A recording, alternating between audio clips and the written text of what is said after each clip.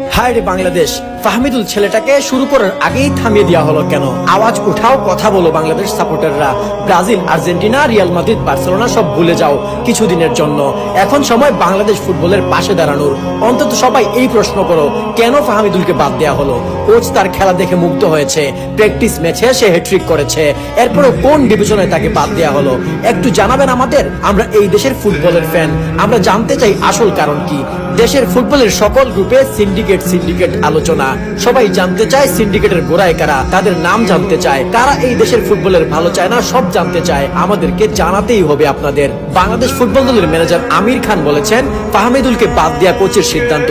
ওকে left wing back পজিশনে খেলানো হয়েছে প্র্যাকটিসে।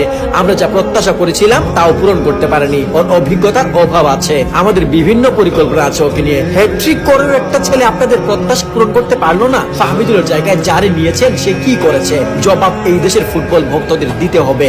মনে রাখবেন, জেগেছে ফুটবল ফ্যানরা জেগেছে। কোচের ট্যাকটিক্স এর সাথে না গেলে তাকে বাদ দিতে হবে কেন? স্বভাবতই এইখানে ফাহমিদুল থেকে বেটার অপশন না থাকার পসিবিলিটি বেশি। তবুও যদি থেকে থাকতো সেক্ষেত্রে ফাহমিদুলকে বেঞ্চ করে রাখা হতো, কিন্তু কোচ তা করলেন না। ফাহমিদুল মন জয় করতে না পারলে তাকে বেঞ্চ করা হোক। অভিজ্ঞতা এমনিতে আসবে না, দলের সাথে নিয়ে চলতে হবে, সিনিয়রদের সাথে রাখতে হবে, তবেই অভিজ্ঞতা আসবে। অজুহাত দেওয়া হয়েছে ফাহমিদুলের বয়স কম।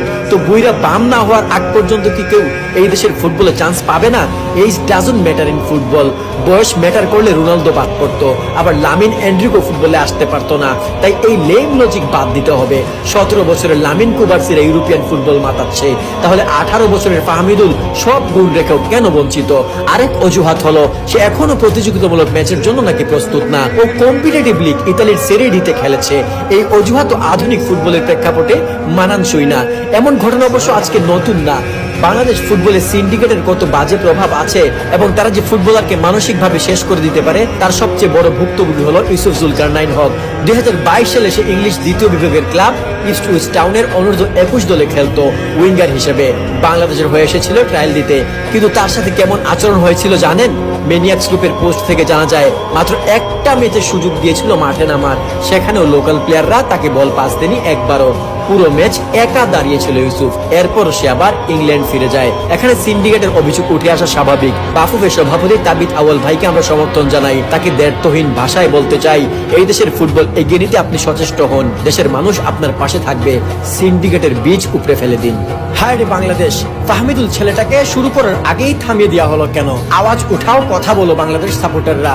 Brazil, Argentina, Real Madrid, Barcelona সব ভুলে যাও কিছুদিনের জন্য। এখন সময় বাংলাদেশ ফুটবলের পাশে দাঁড়ানোর। অন্তত সবাই